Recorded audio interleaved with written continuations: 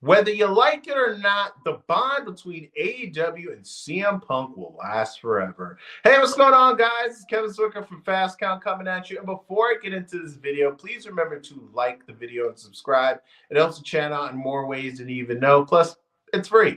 So I know I'm a couple days late on this subject, but it's taken me some time to really wrap my mind around the whole thing. There's so many different layers and so many different angles to the story if you really take the time to think about it. If you don't know what I'm talking about, over the weekend, we saw a report come out that Ryan Nemeth, the brother of Nick Nemeth, aka Dolph Ziggler, while he was in AEW, put out a formal complaint to AEW management for harassment from the one guy known as CM Punk. Now, if you remember CM Punk's time in Collision, you saw on a weekly basis, you would hear stories of this person getting banned, that person getting banned, this person getting banned. He even banned Christopher Daniels, who was the head of talent relations in AEW. That just shows you how much stroke the guy had when he was running Collision. If you remember his debut promo in Collision, where he was basically talking about in one part of the promo that doing this mocking apology that I'm sorry, and I'm sorry that you're softer than the wrestlers that you like. I'm paraphrasing this, but you saw Ryan Nemeth tweet out literally the softest man alive, and that was not going to go well with CM Punk. You really got to think about this too, right? He's fresh off of his brawl out fight with the Young Bucks and Kenny Omega, which was a humongous deal. And the guy's already back to wanting to fight. You heard after that tweet that CM Punk confronted him in the back saying, do we have a problem? And provoked him into a physical altercation by asking him, do you want to take this outside? You heard Ryan Nemeth come out and say, I was tweeting in character, which doesn't really jive well with me because there was no chance that we were going to see these two guys wrestle. And I know Ryan Nemeth at the time was a heel, but there was no program to be had between the two guys. And we were never going to have this be acknowledged on TV. So that doesn't really, that doesn't really make sense to me. And we heard this guy in this report say multiple times that he complained to AEW management about the treatment that he was receiving from CM Punk. He was very concerned with his job status, because as we mentioned before, CM Punk was the head honcho on Collision. So going up against CM Punk, Tony Khan was always going to side with Punk because he was the golden goose for the show. If there was no Punk, there would be no Collision, basically.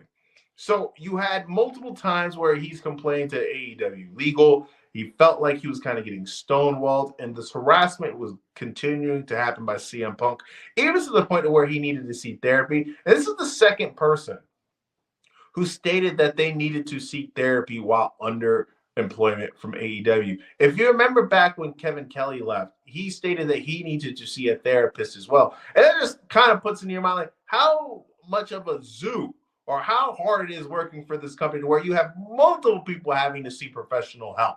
Now, when I think about this, time period between CM Punk and AEW, you kind of want to think and put yourself in the places of Tony Khan.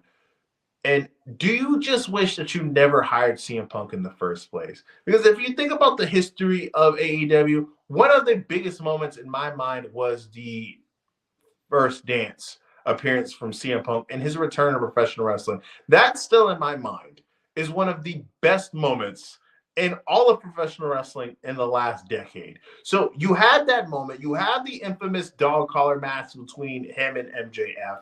And you have multiple different angles and promos, like the first promo of the debut episode of Collision, which I find to be great as well. You have all these great moments and all the money that you made off of merch.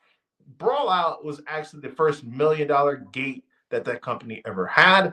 And it's like all of these things are meaningful moments in AEW, but you also have Brawl Out, which is something that you still feel kind of the lasting effects now. Every time you feel like AEW is gaining a little bit of momentum, somehow a story like this kind of reverts and comes out of the shadows, where it's just pushing you back and still putting this perception out that they are the minor leagues to WWE. Now, there's going to be people out there that are going to think that no matter what, AEW could gross $1 billion next year, and they're going to look at the fact that WWE grossed more and still call them the minor leagues. So you're never going to be able to convince everybody. But moments like this and reports like this really push that image out more to the forefront that they don't know what they're going on. And it's kind of like the inmates running the asylum. Now, in my mind, if I had to redo everything and I knew that all this trouble was going to happen when I get CM Punk, it's hard to take away that moment, right? But at the end of the day, the juice probably wasn't worth the squeeze.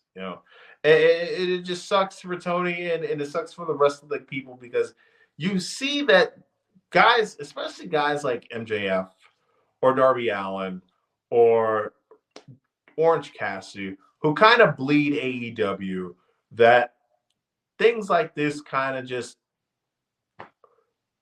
irks them. You could probably tell kind of irks them, but they made their bed, and this is just another situation that's just a black eye on the company and its history in general. It's very reminiscent to, I don't know if any of you guys are football fans, but there was a big time bullying scandal in the NFL years and years ago between Jonathan Martin and Richie Incognito when they were on the Dolphins, where Richie Incognito was bullying Jonathan Martin, and basically he bullied him out the league.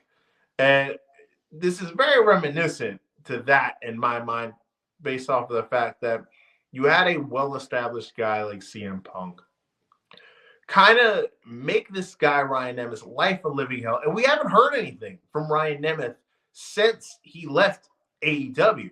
He ultimately didn't get his contract extended or get offered a new contract after this whole situation happened. So the guy ended up losing his job and had, a really shitty time when he was in AEW. So the guy, it was a lose-lose situation. But let me know what you guys think in the comment section.